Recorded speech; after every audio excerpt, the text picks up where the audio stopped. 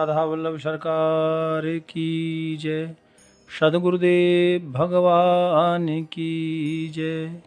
ना गुरुरधिकं तत्त्वं ना गुरुरधिकं तपः ना गुरुरधिकं ज्ञानं तस्मै श्री गुरुवे नमः। प्यारे प्रभु प्रेमियों, नित्य प्रति भगवान के पावन सत्संग में आप सभी आजकल वेद उपनिषद की चर्चा श्रवण कर रहे हैं।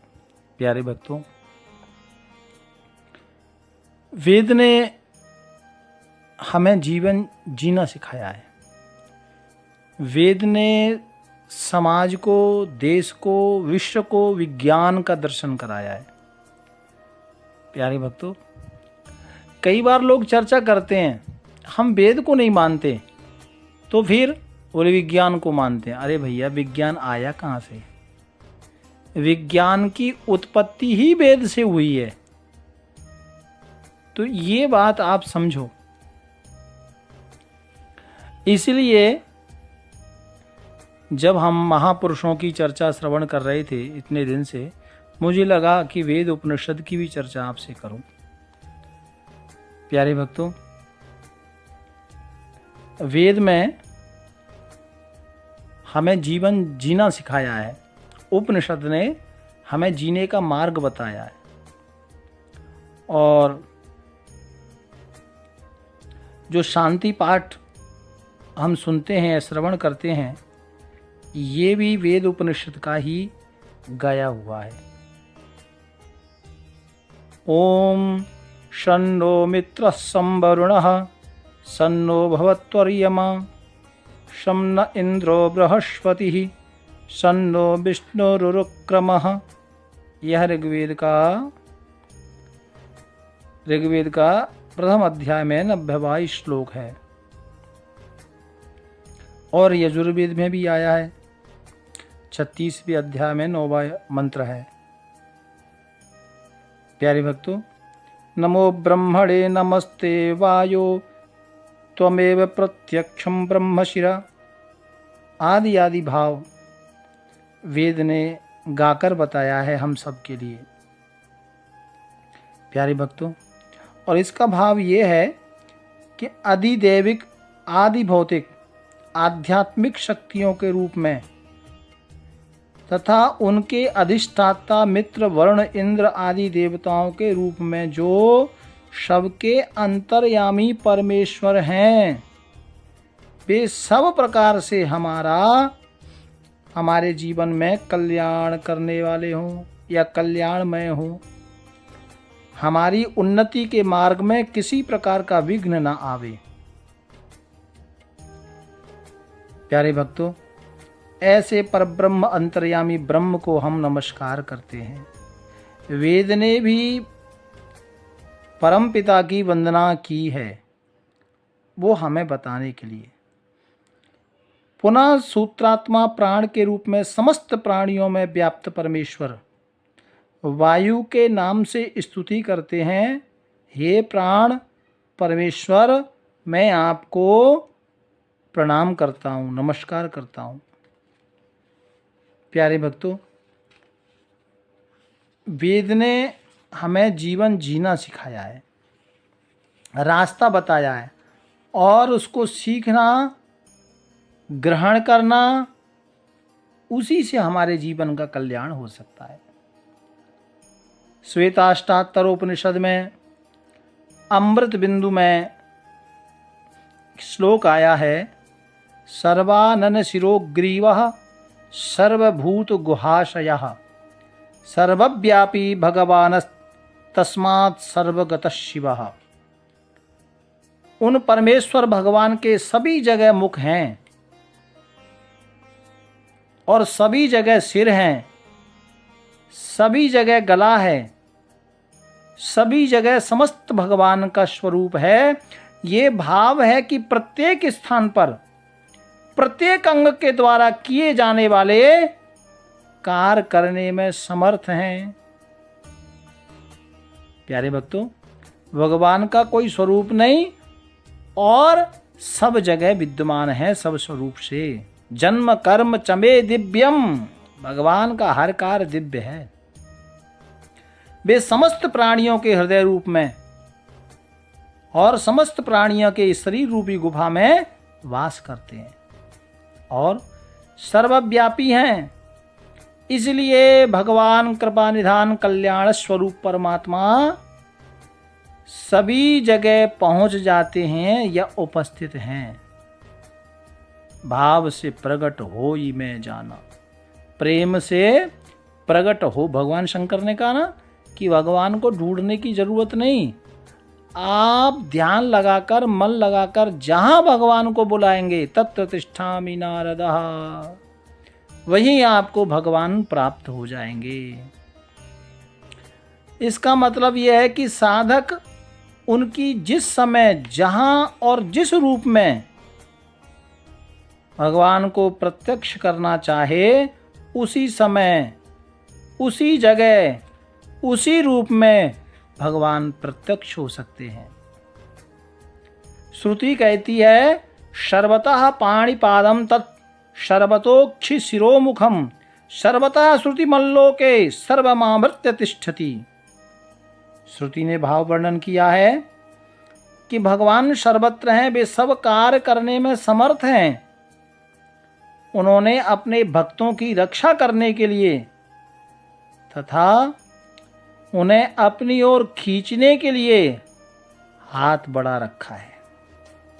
भगवान तो अपना हाथ ऊपर उठा के बैठ खड़े हुए हैं इंतजार में कि आओ मेरे हृदय से लगाओ, मैं तैयार हूं हृदय से लगाने के लिए, लेकिन भक्त अपने हाथ नहीं उठा पा रहा।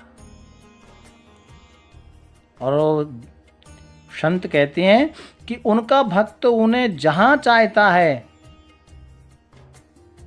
वहीं भगवान को प्राप्त कर लेता है या वहां पहुंच पाता है। अपने भक्त की प्रार्थना सुनने के लिए उनके कान सर्वत्र हैं। कान है नहीं, भगवान का स्वरूप संतों ने बताया है, लेकिन जो निर्गुण उपासक हैं वो कहते हैं कि कोई स्वरूप नहीं, लेकिन फिर भी बिनु पग चलहि सुनहि बिन काना, कोई स्वरूप नहीं, फिर भी भगवान सब श्रवण करते हैं, क्योंकि उनका स्वरूप सर्वत्र है और अपने भक्त द्वारा अर्पण की हुई वस्तु, भोग, दान और जो भी प्रसाद, जो भी वस्तु आप भगवान को अर्पण करते हैं वो सर्वत्र विद्यमान है, सर्वत्र हैं। और वो भक्त जो प्रेम से भगवान को देता है वो पूरे ब्रह्मांड में भगवान विराजमान है, सबको भगवान ने घेर रखा है। और भाव से जो जीव भगवान की शरण में जाता है तो इस बात पर पूरा विश्वास करके कि मनुष्य को उनकी सेवा में लग जाना चाहिए। जब विश्वास के साथ जीव यदि भगवान की शरण में जाता है तो अवश्य ही भगवान उसको अपनी शरण में लेते हैं। प्यारे भक्तों, शास्त्र में श्लोक आया है उपनिषद में, सर्वेंद्रिय गुणभासम सर्वेंद्रिय विवर्जितम सर्वस्व प्रभु भीषानम सर्वस्व शरणम बृहत्। इसका मतलब है, और गीता में भी ये आया है 13वें अध्याय में। तो इसका भाव यह है कि जो सर्वशक्तिमान परम पुरुष परमात्मा हैं, समस्त इंद्रियों रहित, देहेंद्रिय आदि से भेद रहित होने पर भी समस्त इंद्रियों के विषयों को जानते हैं तथा सबके स्वामी, परम समर्थ, सब पर शासन करने वाले, संसार को चलाने वाले, विषयों के लिए सबसे जो विषयों को जानते हैं तथा सबके परम समर्थ हैं, सबके ऊपर शासन करने वाले हैं और जीव के लिए सबसे बड़े आश्रय हैं, ठिकाना है। मनुष्य को सर्वतो भाव से उन्हीं की शरण ग्रहण करनी चाहिए। यही मनुष्य शरीर के अच्छे से अच्छा उपयोग है। भगवान की शरण में जाना ये मानव जीवन का परम धर्म है।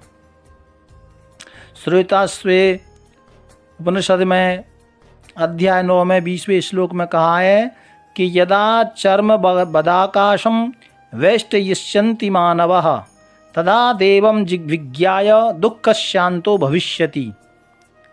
इसका मतलब ये है कि जिस प्रकार आकाश में चमड़े की भांति लपेटना मनुष्य के लिए सर्वथा संभव है, जैसे आकाश को कोई लपेट नहीं सकता, ये असंभव कार्य है।